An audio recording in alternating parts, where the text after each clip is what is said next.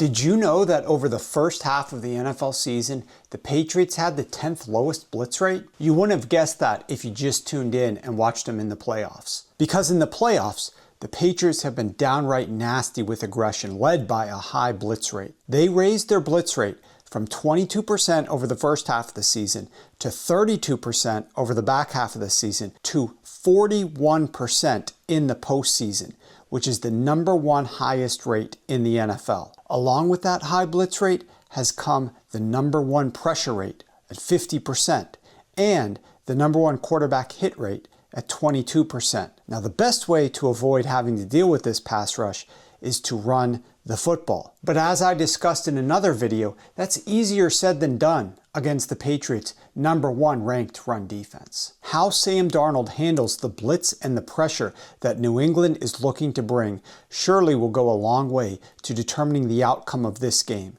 particularly if the Seahawks aren't able to run the ball as effectively as they would like. The Seahawks have not played very many defenses this year that blitz at an above average rate. In fact, the Seahawks have played only 5 out of their 19 games against teams that blitz at a rate of 27% or higher. When Darnold played a team with a high blitz rate, he struggled against those teams' blitzes. In those 5 games that he played, when teams blitzed him, he completed only 36 of 60 passes for 60% completions, 5 touchdowns to 4 interceptions, and a negative 0.1 EPA per attempt. But when those same 5 defenses played coverage and didn't blitz, Darnold completed 70 of 99 passes, which is 71%, with 4 touchdowns and no interceptions, and a plus 0.27 EPA per attempt. To not expose their secondary, the Patriots may try to get pressure with just 4,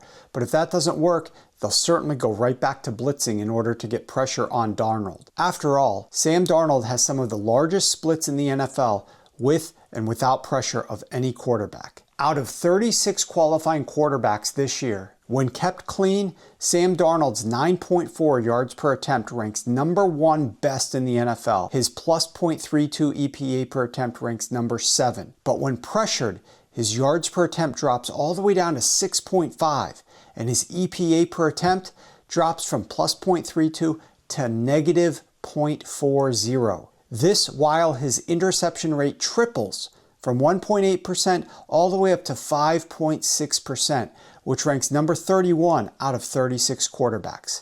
Offensive coordinator Clint Kubiak better have a plan in place for how to handle the Patriots' blitzes, because we've all seen Sam Darnold when he sees ghosts, and it will be as uncomfortable watching him as it was watching the kid from The Sixth Sense.